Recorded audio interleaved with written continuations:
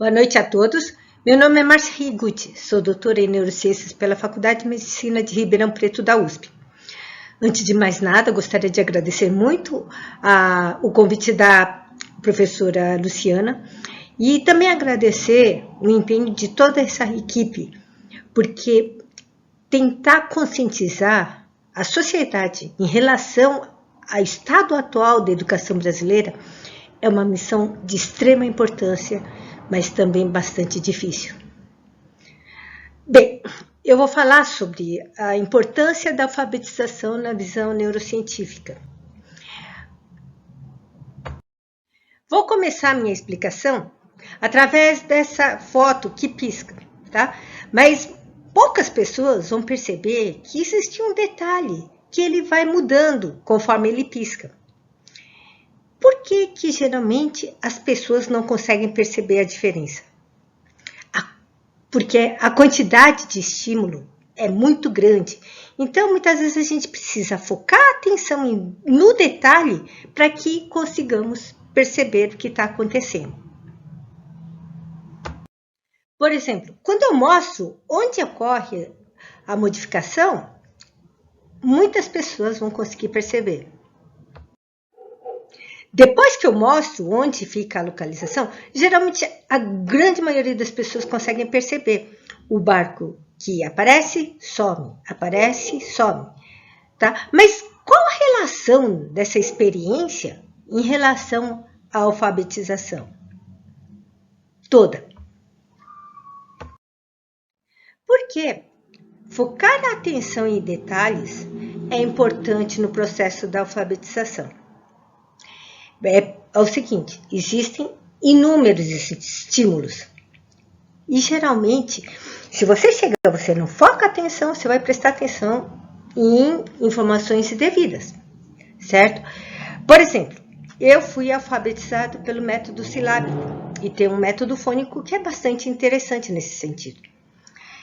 Então, eles começam a ensinar letras. Por exemplo, letra A na forma cursiva. Então, vou explicar onde que vai a linha, a curva, o sentido das curvas, assim por diante. E o aluno vai tentar escrever e mostrar se está escrevendo certinho ou não. O professor vai corrigir. Está certo, está errado, se está errado, onde está o erro.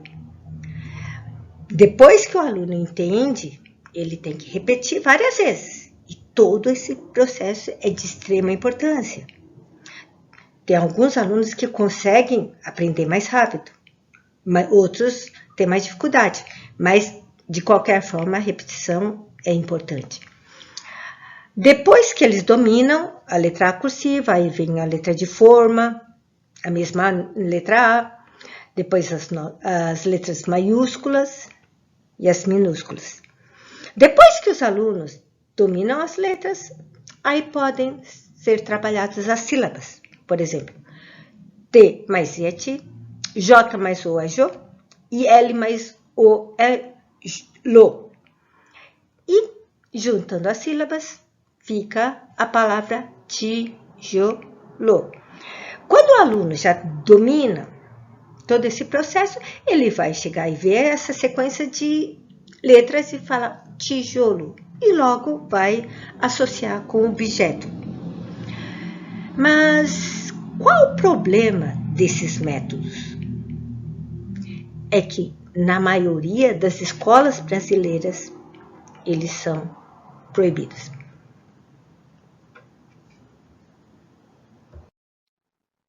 E qual é o método utilizado na maior parte das escolas do Brasil? É o socioconstrutivismo, aquele método conhecido como método Paulo Freire. Bom, esse método não começa com letras, eles começam com a palavra inteira, dentro de frases inteiras, dentro do sentido e contexto para provocar críticas. Como assim? Por exemplo, uma professora vai ensinar a palavra tijolo, nesse método, né? Enquanto nos outros métodos mostra direitinho as letras e as sílabas, esse não, já vem a palavra inteira, geralmente com uma figura para mostrar o que significa a sequência dessas letras. E logo depois já vem uma frase ou frases inteiras usando essa palavra.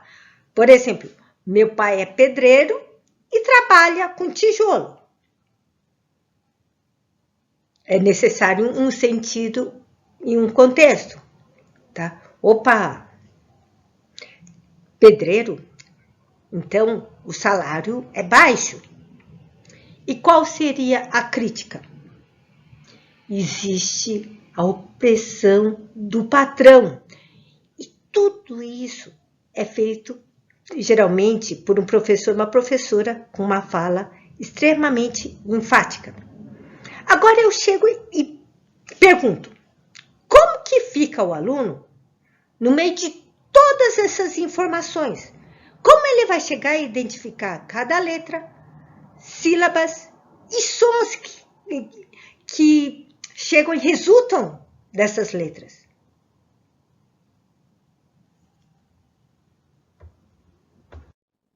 Com todo esse bombardeio de informações, será que os estudantes conseguem assimilar, conseguem aprender a ler e escrever?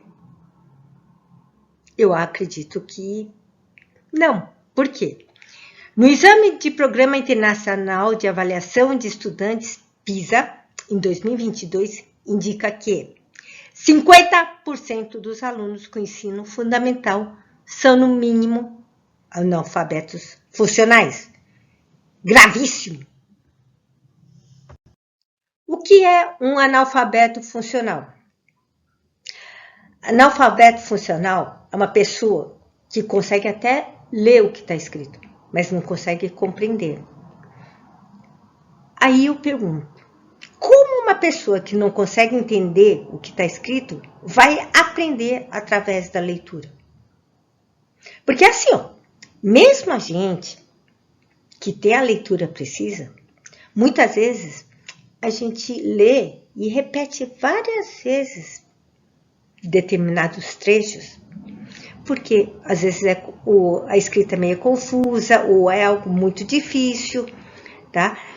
E essa repetição facilita o aprendizado, a assimilação, o entendimento e o raciocínio. Sem a leitura a gente não consegue fazer isso, tá? E o que é também importante? Quando a gente chega e lê, vai aprender, não é simplesmente assimilar o que está escrito. Muitas vezes a gente lê e a gente resgata da memória informações a esse respeito. Então, a gente pode chegar e integrar essas informações, tá? Ou se não, comparar. Ou várias outras opções. Analisar o que está escrito. Isso é de extrema importância. E para fazer todo esse processo, muitas vezes a gente tem que ler de uma forma pausada ou lenta. Tá? Porque se você chegar e você fizer rapidamente, você não consegue resgatar informações da memória e fazer todo esse processo. Tá? Então, nesse ponto, a leitura é de extrema importância. Agora, a questão da escrita. Vocês já pensaram? Se você não conseguir escrever, você não consegue fazer anotações, nem sínteses e esquemas. Que todos esses processos facilitam a organização, a compreensão e as análises dos fatos e das informações. São muito importantes.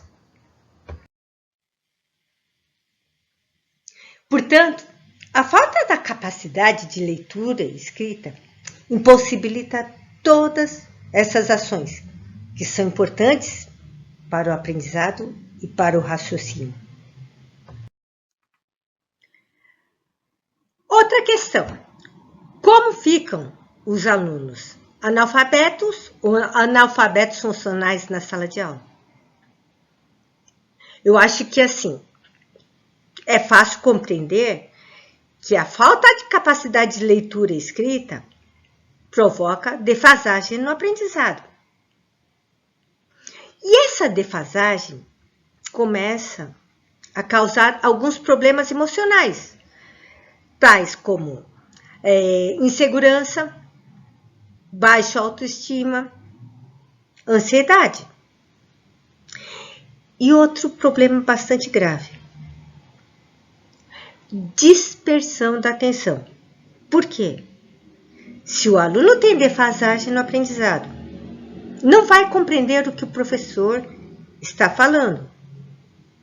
Será que ele vai ficar prestando atenção em aulas depois de aulas, em assuntos que ele não consegue compreender? Outro problema muito grave em relação ao método do socioconstrutivismo do Paulo Freire, em relação ao funcionamento cerebral, tá? Ele vai provocar 3 situações. Primeiro, processamento global, ou seja, processamento de várias informações de uma forma simultânea. Sabe aquele bombardeio de informações? Então, esse seria o processamento global. Ele vai provocar atenção dispersa, tá? Além do bombardeio de informações, a falta de compreensão. Então, o aluno vai distrair. E a reação emocional, né, que é consequência dessa ansiedade, da autoestima baixa e insegurança, assim por diante. Tá? Essas 3 situações vão provocar uma ativação muito forte dessa área chamada córtex pré-frontal medial anterior. Essa parte vermelhinha do meio, né, dessa figura. E quando essa área é fortemente ativada, ela vai mandar sinais fortes de inibição para uma outra área chamada córtex pré-frontal dorsolateral esquerdo. E quais as funções que essa segunda área está relacionada? Está relacionada com o raciocínio, controle emocional, controle atencional, pensamentos de dados precisos. Ou seja, você chegar e você ter uma informação precisa de um determinado dado. Pensamento, cálculo e análise. Ou seja, ativação da primeira área, córtex pré-frontal medial anterior, através dessas 3 situações, processamento global, atenção dispersa e reação emocional, vai provocar inibição de todas essas funções. Pelo menos isso seria a consequência na teoria. Quais são as possíveis consequências de todo esse processo? Inibição da capacidade de raciocínio. Agora eu pergunto, será que a maioria dos jovens hoje em dia está tendo uma melhora ou uma piora na capacidade cognitiva? Ou seja, os jovens, a maioria dos jovens, estão aprendendo de forma muito mais fácil, estão compreendendo melhor, ou eles estão tendo mais dificuldades? Outra consequência, inibição do controle emocional. Será que os jovens, a maioria deles, estão conseguindo se controlar emocionalmente? Será que está aumentando o número de depressão entre os jovens? E o número de suicídios? Outra consequência possível, inibição do controle comportamental. Será que os jovens, como que estão o comportamento dos jovens?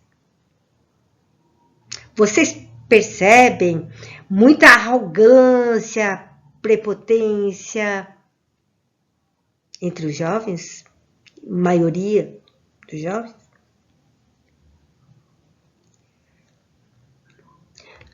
Inibição do controle atencional. Será que os jovens, a maioria deles, estão com facilidade em focar a atenção em determinada coisa, concentração? Será que o número de jovens com transtornos de déficit de atenção, ou seja, TDA, está aumentando?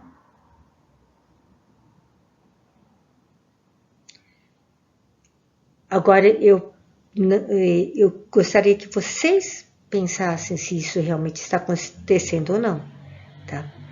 Agora, o que eu posso falar é que é o seguinte, se tudo isso estiver acontecendo mesmo, vocês percebem que isso facilita o encaminhamento de vários jovens para esse caminho? Sei que todas essas consequências não é resultado só do método Paulo Freire, mas ele tem um papel fundamental em todo esse processo. Portanto, a gente precisa conscientizar as pessoas do prejuízo que esse método está causando. Conscientizar tanto a população, a sociedade, como principalmente os políticos. Porque se a gente conseguir fazer com que os nossos alunos aprendam com um método realmente eficiente, que façam com que as pessoas consigam aprender a ler e escrever de forma real, muita coisa vai mudar no Brasil. Se a gente não fizer isso, não vejo um futuro digno, nem para os nossos jovens e nem para a nossa nação. Muito obrigada.